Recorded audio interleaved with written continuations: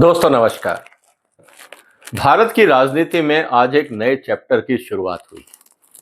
एक popular film star जो तमिलनाडु में विधानसभा के चुनाव जीते हैं, आज उन्होंने मुख्यमंत्री पद के रूप में शपथ ग्रहण की है। तमिलनाडु और आंध्रा का इतिहास, खासकर राजनीतिक इतिहास, बहुत ही रोचक और समझने लायक है। इसीलिए आज के वीडियो को हम उस एंगल से देखेंगे कि क्या सी जोसेफ विजय, जो अब नए मुख्यमंत्री बने हैं, एक पॉपुलर फिल्म स्टार हैं, क्या वो एमजीआर या एनटीआर की तरह समाज में अपनी जगह बना पाएंगे?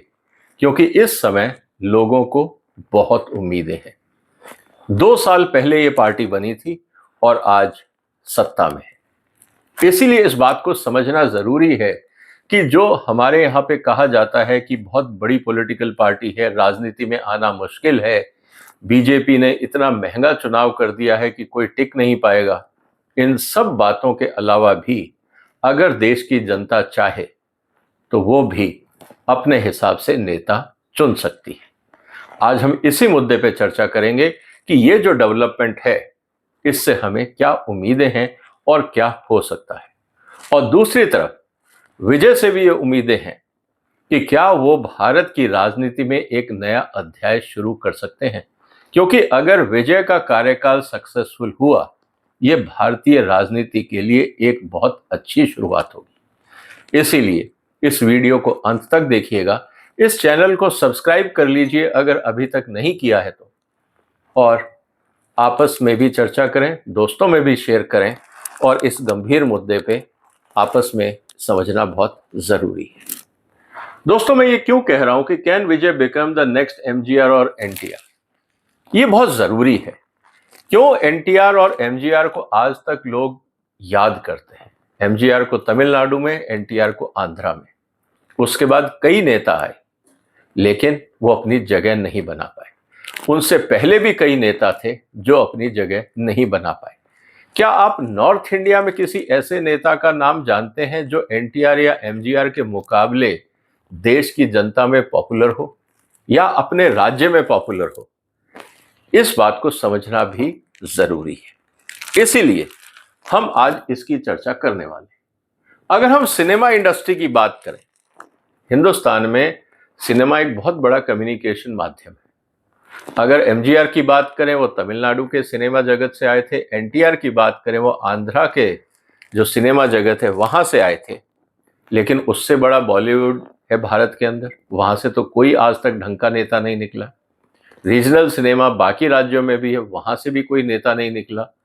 तो आफ्टर ऑल जनता जो है तमिलनाडु और आंध्रा की, वो किस तरह से अपने नेता चुनती है और किस तरह से नेता जनता के विश्वास पे खरा उतरने का प्रयास करते हैं, शायद नॉर्थ इंडिया को भी ये समझना पड़ेगा। इसीलिए नेता कई बने, फिल्म स्टार, ऐसा नहीं है कि नहीं बने, आज भी है। कई पॉलिटिशियंस हैं जो जिनका कैरियर बॉलीवुड में या बाकी रीजनल सिनेमा में है भारत में, लेकिन उनको कोई भी लीजेंड नहीं मानता। एक जैसे बाकी पॉलिटिशियन है, उनको भी एक पॉलिटिशियन मान के ही जनता ने साइडलाइन कर रखा है। लेकिन जो लीजेंड बनते हैं, जिनका प्रभाव होता है, वो खास लोग होते हैं। अब सवाल इस बात का है कि हुआ क्या। एमजीआर जो थे, उन्होंने होप दी थी पुअर्स को कि भाई देखिए, गरीबों के लिए मैं काम करूंगा, और उन्होंने बहुत सारी स्कीम्स चलाई प्रो पुअर। दूसरी तरफ एनटीआर ने आंध्रा में अपना जो रीजन था उसकी प्राइड के लिए काम किया, तेलुगु प्राइड के लिए काम किया, इसलिए लोग आज तक उनको जानते हैं। अब सवाल इस बात का है कि विजय क्या करेंगे, क्योंकि अगर उनको नेक्स्ट एमजीआर या एनटीआर बनना है तो उनके सामने भी चुनौतियां हैं। कहने का मतलब यह है कि सुपरस्टार या पॉलिटिशियन होना एनफ नहीं है। अब विजय को एक फिनोमिनन बनना होगा। सुपरस्टार वो पहले ही हैं, पॉलिटिशियन वो बन चुके हैं, लेकिन अगर इतिहास में उनको अपना नाम लिखवाना है तो उनको एक फिनोमिना बनना पड़ेगा, जिस तरह से एमजीआर और एनटीआर ने किया। अब सबसे इंपॉर्टेंट ये मैं क्यों कह रहा हूं, क्योंकि दुनिया में जो पॉलिटिशियंस हैं, उन्होंने देश के लिए कुछ नहीं किया। इस बात को आप समझिए। जैसे बाकी सरकारी कर्मचारी नौकरी करते हैं, प्राइवेट में मैनेजर्स नौकरी करते हैं, पॉलिटिशियंस भी चुनाव लड़के आते हैं, अपना भत्ता लेते हैं, संसद में जाते हैं, हाजिरी दिखाते हैं और अगर उनकी पार्टी बोलती है कहाँ वोट डालना है वो डाल देते हैं। उसके बाद देश के डेवलपमेंट में उनका क्या योगदान है आप उनकी जाके कॉन्स्टिट्यूएंसी में ही देख सकते हैं। देश का डेवलपमेंट तो तब होगा जब ये सारे एमपीज एमएलए से अपनी अपनी कॉन्स्टिट्यूएंसी पे फोकस करेंगे। उनकी हालत तो खराब है। ऐसी स्थिति में संसद में बैठ के ये कहना कि हम देश सुधार देंगे और जब अपनी कॉन्स्टिट्यूएंसी तक नहीं सुधरती तो ये बातें खोखली लगती हैं और जनता आज इनको देखती है। इसीलिए जो लीजेंड्स होते हैं ना वो इतिहास बनाते हैं और इतिहास बदलने का दम रखते हैं।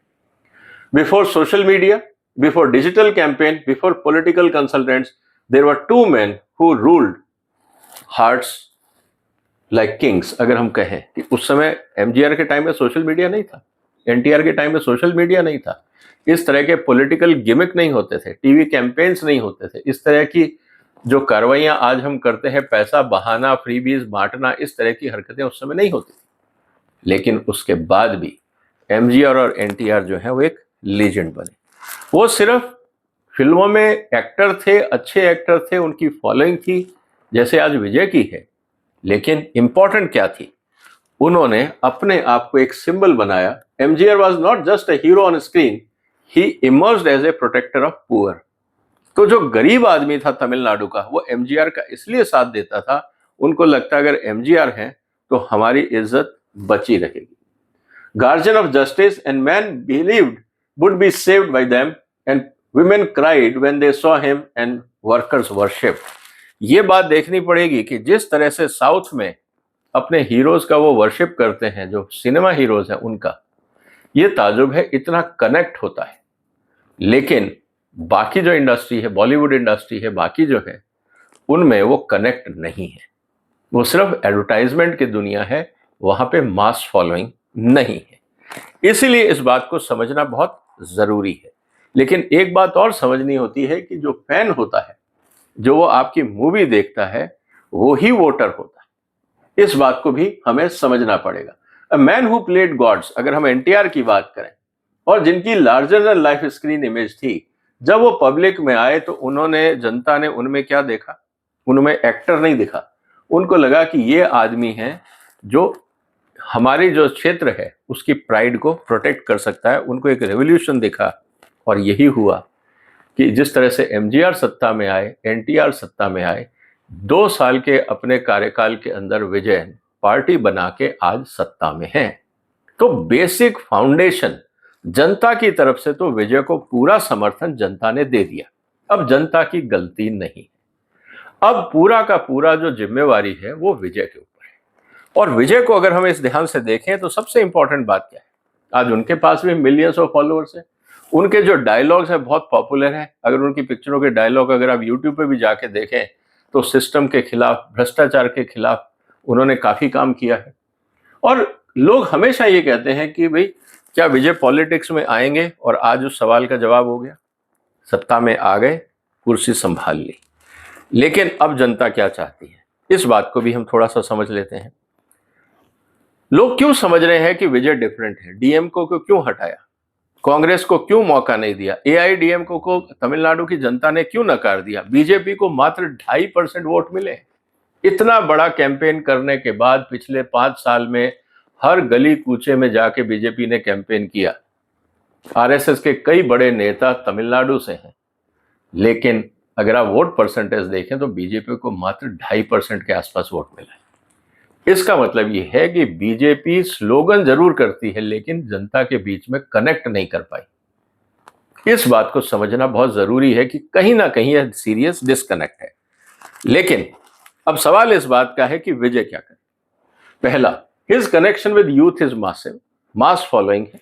इसीलिए मैंने पिछले वीडियो में यह बनाया था कि अगर विजय के सीएम पद के बीच में अगर राज्यपाल ने कुछ गड़बड़ करी तो ये बीजेपी के लिए नुकसानदायक होगा, क्योंकि जो यूथ है वो ये समझेगा कि बीजेपी राज्यपाल के माध्यम से हमारी चॉइस के ऊपर टांग फंसा रही है और ये गलत होगा राजनीतिक रूप से।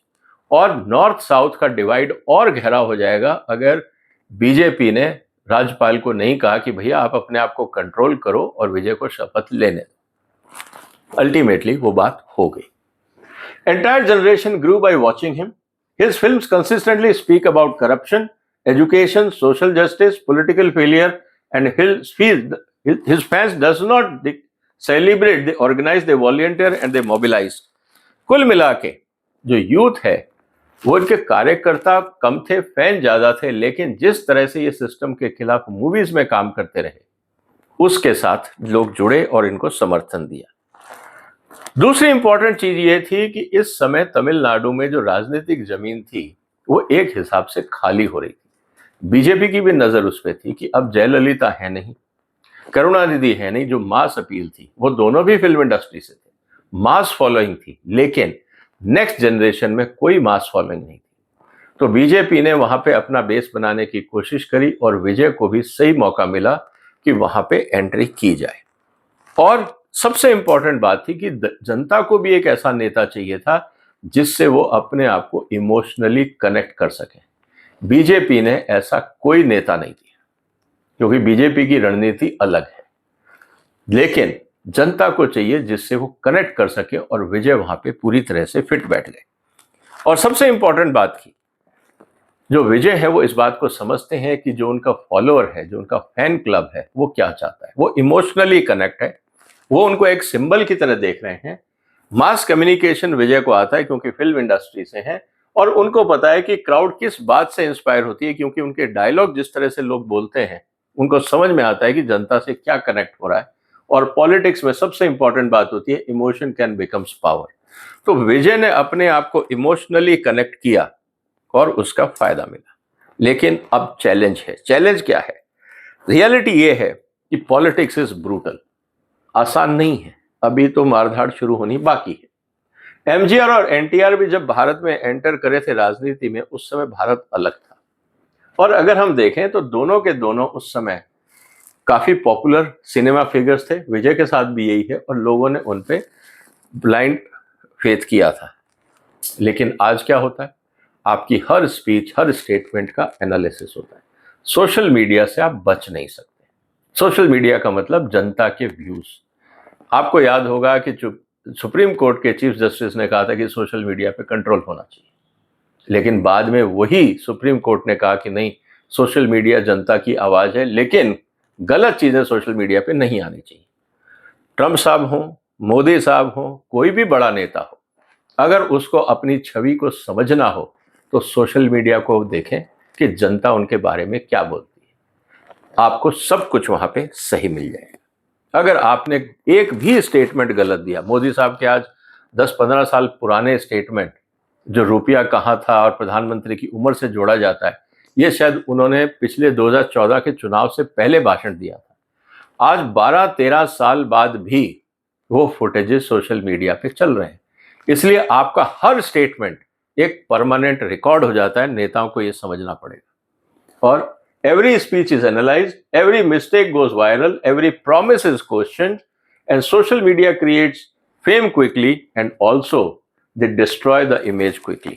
और ये चिंता इस समय हर पॉलिटिकल पार्टी को है क्योंकि उनके हर नेता की हालत सोशल मीडिया पे खराब है। Tamil Nadu is one of the toughest battlefield in India.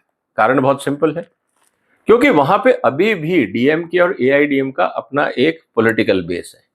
ये टेम्पररी मूवमेंट नहीं है। अगर हम देखें तो जयललिता और करुणानिधि का जो लिगेसी है ये आज भी वहाँ पे है और बहुत ही डीप रूटेड है। उनके अपने कैडर हैं, ऑर्गेनाइजेशन है, फॉलोअर्स हैं और पॉलिटिकल इंटेलिजेंस भी है। लेकिन अब सवाल क्या है?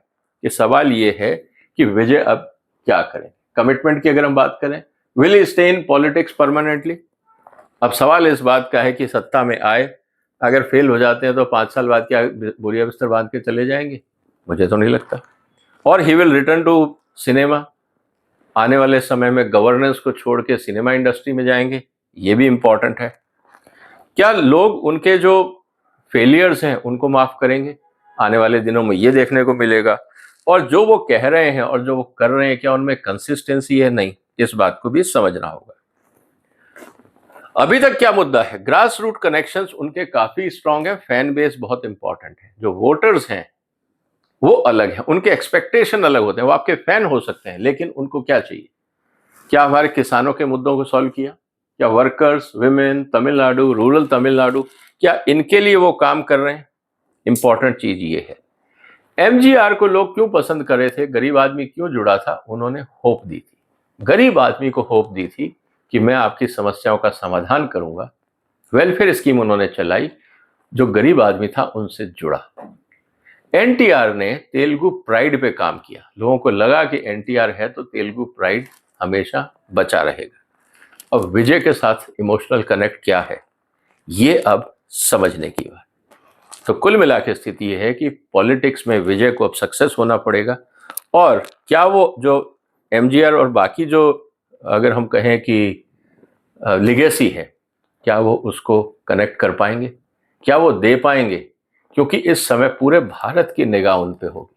अगर विजय सक्सेसफुल होते हैं, बीजेपी के लिए एक चैलेंज होगा, क्योंकि विजय की सक्सेस से जितने रीजनल पार्टीज या रीजनल जो बाकी स्टेट्स हैं, वहां पे जो पॉपुलर लीडर्स हैं उनको एक स्पेस मिलता है, उनको मोटिवेशन मिलता है कि वो नेशनल पॉलिटिक्स के आगे खड़े हों।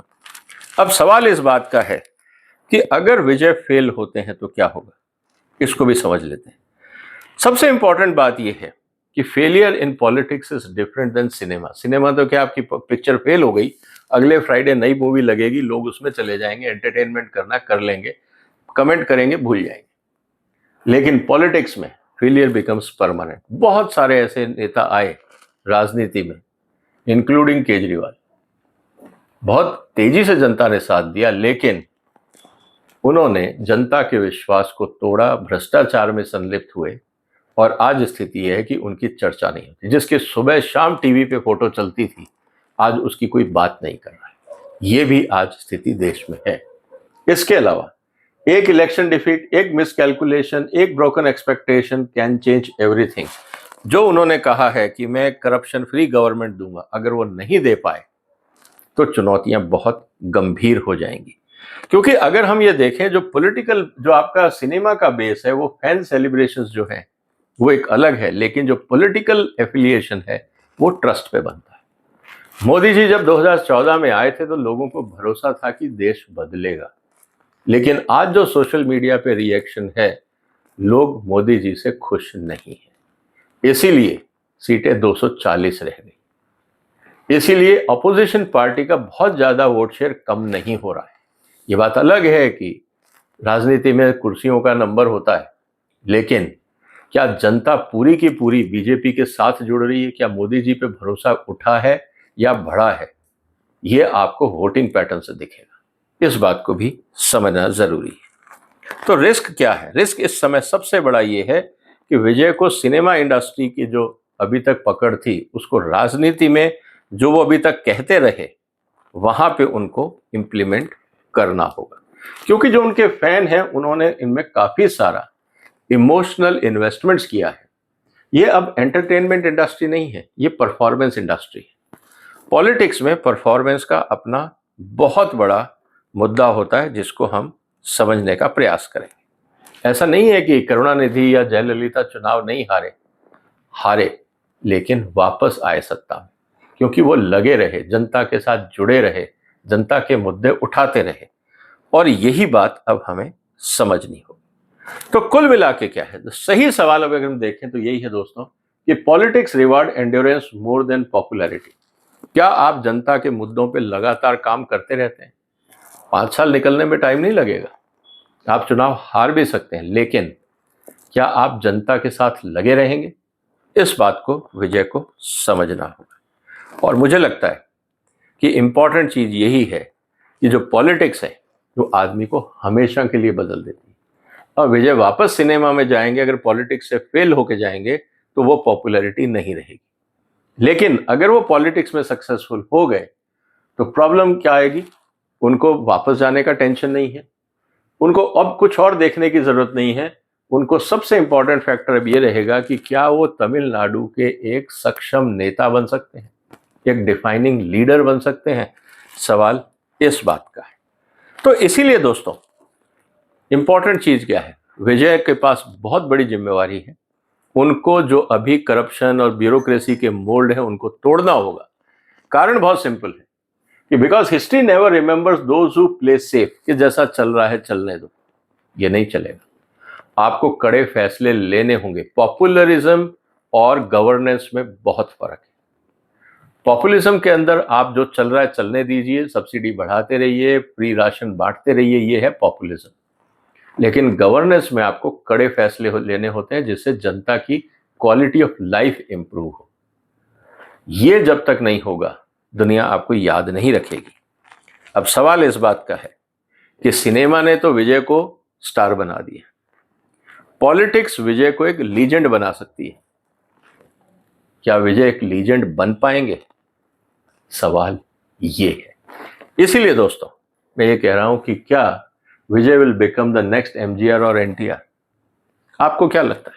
उनका कहना तो है ही कि मैं जनता का पैसा टच नहीं करूंगा, लेकिन उनकी पार्टी, उनके ब्यूरोक्रेट्स, उनका पुलिस सिस्टम, क्या वो भ्रष्टाचारी होंगे या नहीं? क्या वो सफाई कर पाएंगे? ये तो वक्त बताएगा। लेकिन उम्मीद बहुत है लोगों की।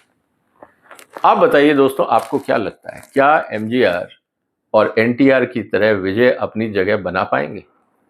और अगर हाँ, तो उनको क्या करना होगा? जो भी आपके विचार हो कमेंट बॉक्स में लिखिए। इस वीडियो को आप अपने जितने भी साउथ के दोस्त हैं वहां तक पहुंचाइए, वो भी अपने हिसाब से इसको इवैल्यूएट करें और अपने कमेंट्स, अपने जो जवाब हो कमेंट बॉक्स में लिखें। उम्मीद है हम सबको लगेगा कि एक भारत में राजनीतिक बदलाव की शुरुआत है। होती है या नहीं ये तो वक्त बताएगा, अपेक्षा तो है। आपके जो विचार हो कमेंट बॉक्स में लिखिए, वीडियो को शेयर करिए, चैनल को सब्सक्राइब कर लीजिए नहीं किया है तो। फिर मुलाकात होगी एक और महत्वपूर्ण मुद्दे के साथ। तब तक अपना ध्यान रखिएगा। फिलहाल वंदे मातरम।